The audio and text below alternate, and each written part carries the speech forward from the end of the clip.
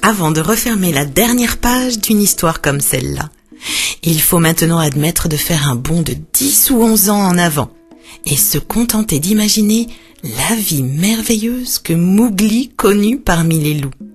Car si tout était écrit tout en détail, cela remplirait plusieurs livres, vous savez. Mowgli grandit parmi les louveteaux, mais évidemment, ceux-ci étaient adultes alors qu'il entrait à peine dans l'enfance. Père Loup lui transmit ce qu'il devait savoir, jusqu'à ce que le moindre bruissement dans l'herbe, le moindre souffle dans l'air doux de la nuit, le moindre signe des hiboux au-dessus de sa tête, le moindre grattement de griffes d'une chauve-souris qui se perche un moment sur un arbre, la moindre éclaboussure due au saut d'un poisson dans une mare, est pour lui autant de signification que le travail au bureau pour un homme d'affaires. Quand Mowgli n'apprenait pas, il se reposait au soleil où il dormait. Il mangeait avant de se rendormir. Quand Mowgli se sentait sale ou qu'il avait chaud, il nageait dans les mares de la forêt. Et quand il voulait du miel, Balou lui avait dit que le miel et les noisettes étaient aussi délicieux que la viande crue. Mowgli montait en chercher. C'était Bagheera qui lui avait enseigné comment faire.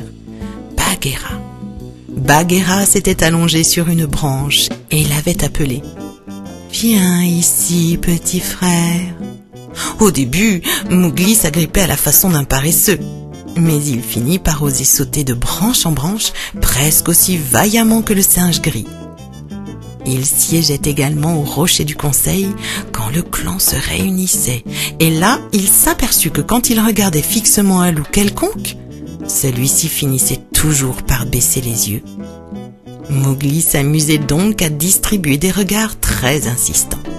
En d'autres occasions, il tirait des coussinets de ses amis les longues échardes qui s'y étaient plantées, car les loups souffrent cruellement des épines et des aiguillons qui se glissent dans leur fourrure. La nuit, il descendait la colline vers les terres cultivées et Mowgli observait avec une grande curiosité les villageois dans leurs huttes. Mowgli se méfiait des hommes depuis que Bagheera lui avait montré une boîte carrée avec une porte coulissante, si astucieusement cachée dans la jungle que Mowgli avait failli y entrer. Elle lui avait expliqué que c'était un piège. Ce qu'il aimait par-dessus tout, c'était s'enfoncer avec Bagheera dans le cœur chaud de la forêt pour y somnoler toute la lourde journée. Et la nuit venue, regardez comment Bagheera tuait ses proies, car il tuait sans retenue quand la faim le menait. Et Mowgli aussi, à une exception près. Dès qu'il fut en âge de le comprendre, Bagheera lui expliqua qu'il ne devait jamais toucher au bétail, car il avait été racheté par le clan au prix de la vie d'un taureau. « La jungle t'appartient, dit Bagheera, et tu peux tuer tous ceux que tes forces te permettent d'abattre. Mais en souvenir du taureau qui t'a racheté, jamais tu ne tueras ni ne mangeras de bétail, jeune ou vieux. C'est la loi de la jungle. » Mowgli s'y conforma loyalement, et il grandit. Il devint fort comme un garçon qui ne sait pas qu'il apprend des leçons et qui n'a rien d'autre en tête que de trouver à manger.